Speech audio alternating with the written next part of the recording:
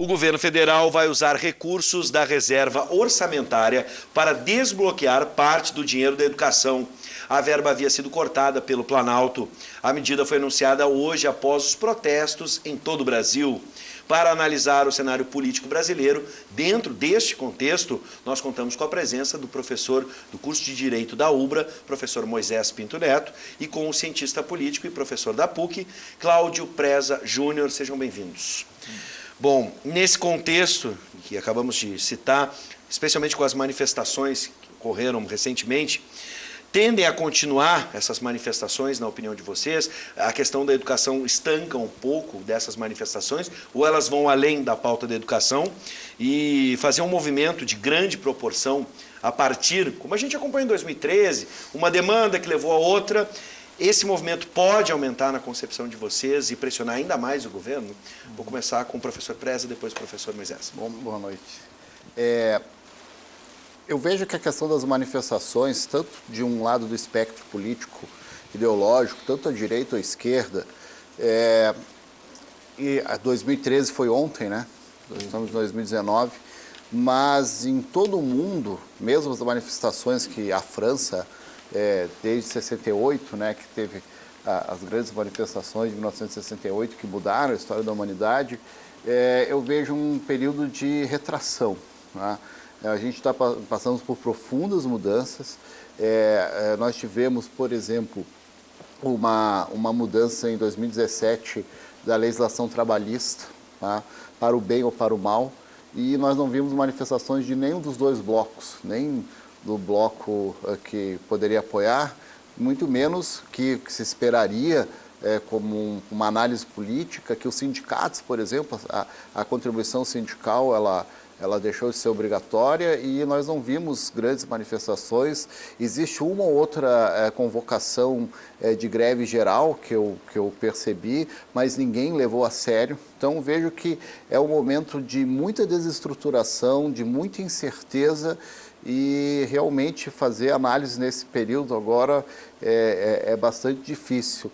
É surpreendente, por exemplo, que o presidente, nosso atual presidente, teria comentado de que em relação a uma provável manifestação ao seu favor, de que ele não apoiaria uma manifestação a seu favor. É interessante, eu acho que isso é um ponto que a gente poderia analisar, né? Porque esse momento de incerteza chega a um tal ponto que é melhor, segundo a posição de determinado ator político, de que não tenha manifestação nem contra, claro, é óbvio, Sim. O que se espera, mas também nem a favor. Tal grau de mudanças que nós estamos passando, também nas relações internacionais, um momento está acontecendo um grande movimento na guerra comercial Estados Unidos e China. A ascensão da China nos últimos 30, 40 anos chegou o momento de realmente de novas definições. Grandes movimentações estão acontecendo e a gente não vê isso aparecer na imprensa. São difíceis os veículos de comunicação que abordam o que está acontecendo no mundo. Então, eu realmente, para fazer uma análise, meu primeiro ponto de reflexão é que algo está muito diferente. As redes sociais não são mais novidades, elas têm uma extensão e os tentáculos, elas entram hoje dentro da vida das pessoas do mundo inteiro de maneira diferente. E elas, se num momento mobilizaram, como em 2013, me parece que agora elas desmobilizam. Existe um mundo virtual onde as manifestações, entre aspas, são feitas, mas não são feitas. Sim. Mas, ao mesmo tempo, são feitas porque a eleição do atual governo ela aconteceu nas redes sociais. Nós temos um presidente que foi eleito com não sei quantos segundos ele tinha, o presidente claro. Bolsonaro, contra, por exemplo, o candidato PSDB, que tinha uma eternidade na Sim. TV, um candidato que os principais meios de comunicação, seja de direita ou esquerda, contrários à sua candidatura, e ele se elegeu, né? Então, o que está acontecendo? Eu acho que vai levar algum tempo para que os analistas, os intelectuais consigam olhar para o que aconteceu ano passado e que levou à atual situação, né? Professor Moisés, nesse contexto, o que a gente pode entender agora nesses acontecimentos que estão aí? Como interpretar e analisar? Então, eu acredito que a situação tem bastante a ver também com a forma como vai se posicionar o governo, né? Porque o governo ele ainda não definiu exatamente qual é o seu perfil, né? Porque ele tem forças que em determinados momentos convergiram e formaram uma composição de interesses, mas em outros momentos elas entram em colisão dentro do próprio governo. E nem estou me falando de disputas mais folclóricas com os olavistas e tal, que são coisas, digamos assim, no plano mais do discurso, da propaganda e tal, do que propriamente. Mas, assim, esse governo ele se elegeu com digamos assim, duas tendências políticas simultâneas. De um lado, uma espécie de um populismo de direita, né, que por sinal é ascendente no mundo inteiro, como o professor, né, mencionou também relacionando com a conjuntura mundial, né, a gente pode pensar nessa ascensão desse populismo de extrema direita, né, o caso do Trump, o caso do Orbán, né, que o presidente da Hungria, que é sempre citado inclusive como referência pelos bolsonaros, né. Mas do outro lado com uma agenda neoliberal típica, né? E com um nome forte para ser o grande tecnocrata do governo, que é o Paulo Guedes, né? Então, assim, essas agendas, elas frequentemente entram em colisão porque, inclusive, no resto do mundo, sobretudo no norte, né, esse populismo de direita é uma reação ao liberalismo, né? O que é uma coisa diferente do que está acontecendo aqui no Brasil, onde eles convergiram. Na Europa e nos Estados Unidos, Marine Le Pen, o próprio Trump, eles buscaram lutar contra isso que eles chamam do globalismo, né? Que é essa economia global liberalizada, esse fluxo mais aberto de fronteiras, né? Essa desnacionalização da indústria com a transferência para a Ásia. Quer dizer, né? Essa guerra comercial que o Trump está fazendo está ligada à crítica desse processo, né? Então a gente tem no Brasil um fenômeno que está acontecendo de uma maneira diferente do resto do mundo, porque se tenta conciliar duas coisas que estão separadas, ou que em alguma escala, digamos assim, estão separadas. E só para fechar a resposta, né, eu acho que tudo vai depender, porque a gente pode ver, por exemplo, que na própria questão do contingenciamento ou do corte das verbas da educação, a gente vê os dois discursos ao mesmo tempo. O populista de direita, que diz que as universidades são balbúrdia, que não produzem nada de útil, que são um custo para a sociedade, que esses universitários são vagabundos, comunistas, não sei o quê. Toda essa adjetivação chula que se usa muito como discurso. E, do outro lado, o discurso tecnocrático. Não, é uma questão econômica. Esses recursos ficaram presos, inclusive, em outros governos. É uma questão de gestão do orçamento, né? Então, a gente tem essa duplicidade de discurso todo o tempo, né? E aí a mobilização ou não contrária vai depender de qual cara que esse governo vai assumir, né? Quer dizer, se esse governo continuar insistindo nesse populismo de direita, é muito provável que as forças antagônicas, daí eu nem vou dizer que eu discordo do professor, porque eu acho que a gente está fazendo hipóteses sobre o futuro que são sempre né, contingentes. Mas imaginando um outro cenário, que não o que o professor mencionou, né, poderia dizer que quanto mais esse discurso populista de direita se aferrar, maior a tendência de uma reorganização do campo contrário numa grande aliança, né, já que é um discurso muito extremista. Se, por outro lado, ele for por essa via mais tecnocrática, mais afinada com o liberalismo, a tendência é, a meu ver, esfriar esse cenário. E é isso que explica essa última atitude do Bolsonaro de ter se colocado contra seus próprios apoiadores na manifestação. E é isso que eu quero analisar agora e vou levantar a minha hipótese. Aí agora os professores né, vão ver o que vão achar da minha ideia aqui.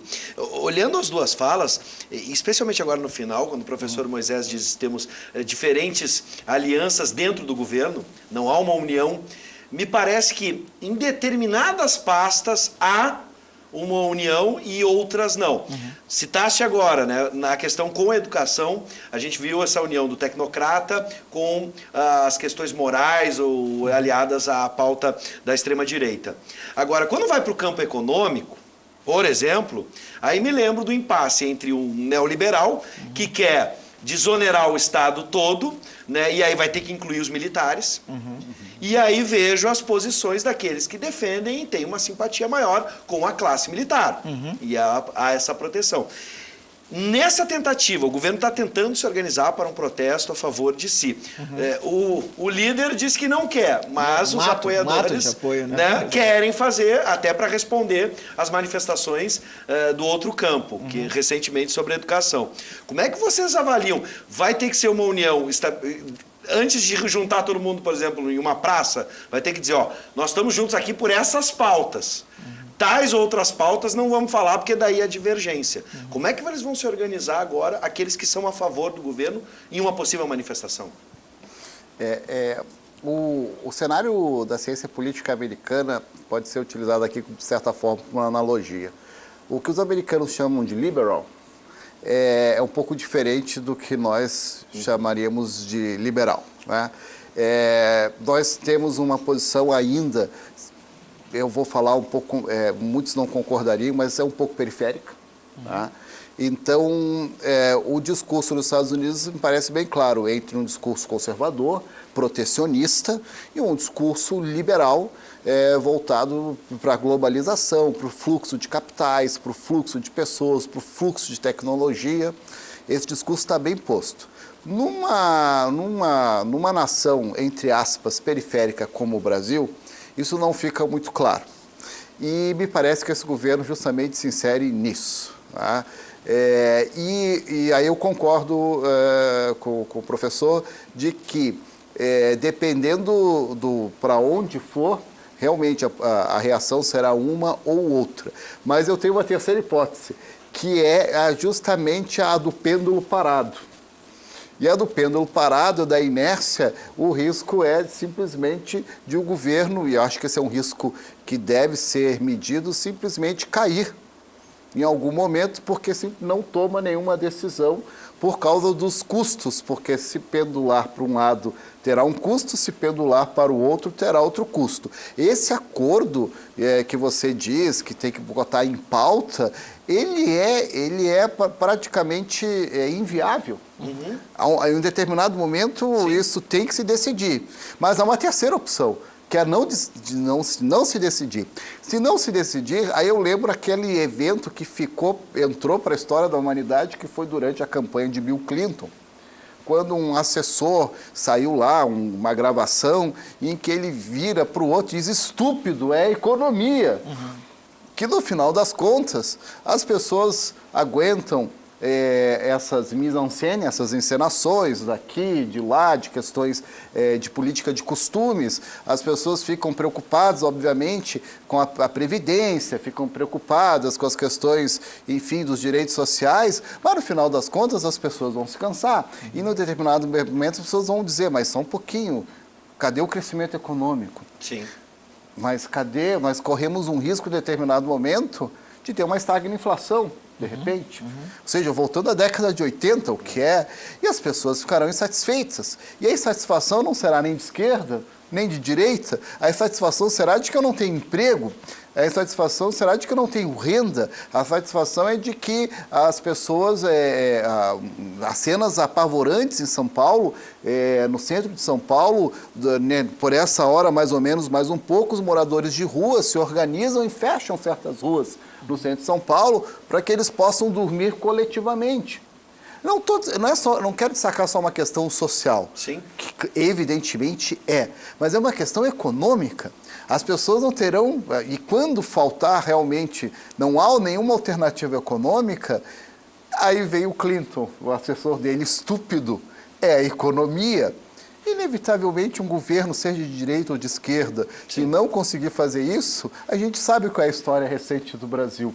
Muito similar. Tudo que o senhor estava relatando, eu estava lembrando. Então, também existe o que é lamentável, porque só vai aprofundar ainda mais as incertezas, enfim. Mas eu vejo que os dois discursos, só para fechar, eles são, em determinado momento, inconciliáveis, que é um discurso que está posto em cenários políticos mais maduros, como na Europa, como nos Estados Unidos, Unidos, ou você adota uma política de coprosperidade mundial, que é uma das teses econômicas que vem lá desde o David Ricardo no século XIX, concordo, não concordo, tudo bem, ou você adota uma política que nasceu com o surgimento do Estado-nação moderno, em algum momento lá no final da Idade Média e começo da Idade Moderna, que o nome está dizendo, Estado-nação protecionista, que é a política que tem sido feita, por exemplo, Sim. pelo atual governo americano. Professor Moisés, dentro dessa fala eu elenquei aqui, a gente viu uma mudança na perspectiva quanto à educação, com a liberação dessas verbas orçamentárias. A gente viu hoje uma mudança no decreto das armas também, né? Essa hesitação que pode levar a uma estagnação, uma inércia, pode, por exemplo, a grande bandeira do governo é a Previdência. E a gente viu em determinados momentos a própria situação discutindo pontos da Previdência que gostaria de mudar. Né? Não agrada a todos, por enquanto. É por aí que a gente está andando, uma inércia, como o professor cita? Pois é. Não, então, eu acho que tem duas hipóteses. Né? Eu subscrevo essa hipótese da inércia e dos riscos da inércia. Né? Eu acho que a inércia está ligada, a própria inércia econômica está ligada a uma falta de clareza, como o professor acabou de mencionar, de qual projeto econômico, porque, por um lado, existe essa ideia mais liberal ortodoxa do Paulo Guedes, mas, por outro lado, tem vários setores da economia no Brasil que dependem, não só os militares, que são funcionários públicos, mas agentes públicos, né? Sim. Mas também ruralistas, indústrias, etc., que nós sabemos que a economia do Brasil é alavancada pelo Estado desde sempre, e os liberais têm como proposta acabar com isso. Mas esses setores empresariais não necessariamente estão interessados na hora H, na prática, em ver seus subsídios cortados, né? Por exemplo, a polêmica do leite, aquela do leite em pó, lembra que aconteceu? Né? Que acabaram vencendo os ruralistas em relação aos liberais. Né? Então essa paralisia econômica está ligada mesmo a uma incapacidade política de decidir o rumo, né? E, portanto, também o rumo econômico, né? E pode gerar realmente uma forte desestabilização. A outra, o que é lamentável para o Brasil, porque as instituições já estão fragilíssimas, despencando, né? A gente não tem mais certeza de absolutamente de nada, a nova república está em frangalhos, né? Foi completamente aniquilada nos últimos anos, e nós teríamos um outro episódio de fragilidade institucional, seria uma catástrofe para o Brasil. Por outro lado, existe uma outra hipótese que também não é melhor, é horrorosa também, né? Que é aventada nos Estados Unidos por um escritor dos estudos culturais chamado de Grossberg. E aqui no Brasil, eles até não conversam entre si. O que eu saiba, o Marcos Nobre não citou o Grossberg. Mas os dois defendem teses semelhantes em relação a Trump e Bolsonaro, respectivamente, Grossberg e Marcos Nobre, em que eles dizem: esses governos vivem do caos. Eles produzem uma sensação de caos permanente como forma de governar. Então, essa sensação de vai e volta, paralisia, né? Larga um boato extremamente polêmico, para dizer o mínimo, né? Que gera repúdio internacional, etc. e tal. Depois volta e revisa a decisão, vai e volta, vai e volta. Essa sensação de caos permanente é a própria maneira como esses governos governariam. Né? Seria uma nova forma de governo gestada para o século XXI, nesse ambiente de turbulência de redes sociais, nesse acoplamento entre o factual, o real e o digital, né? Que gera toda uma nova forma de governar. Né? Não é nada alentador isso aí que eu estou falando, mas eu só quero levantar essa hipótese que foi levantada por esses autores, de que talvez o caos não... talvez a gente esteja esperando ansiosamente quando esse governo vai se normalizar. Né? Quando ele vai se transformar num governo que fala para todos, que presta explicações em relação a tudo que acontece, que respeita a oposição, etc. e tal, talvez nunca. Bom, a gente vai encerrar aqui e com essa reflexão. Os dois falaram isso. Está muito difícil prever o que vai acontecer imediatamente no próximo passo. Então eu fico aqui com dois cenários. Ou uma movimentação intensa que não sai do lugar, ou a pura inércia. E a gente vai ver as cenas dos próximos capítulos daqui a pouquinho. Por isso eu quero agradecer e já deixar o convite aberto para a presença dos professores. Sempre é bom recebê-los. Professor Cláudio Preza, professor Moisés, sejam sempre bem-vindos. E eu tenho certeza que ainda neste primeiro semestre a gente vai se encontrar para ver quais são esses movimentos ou se a gente para por completo, lembrando que existe uma ameaça de paralisação dos caminhoneiros e a gente lembra, praticamente parou o Brasil. Professor Preza, professor Moisés, sejam sempre bem-vindos. Obrigado. Até o próximo encontro.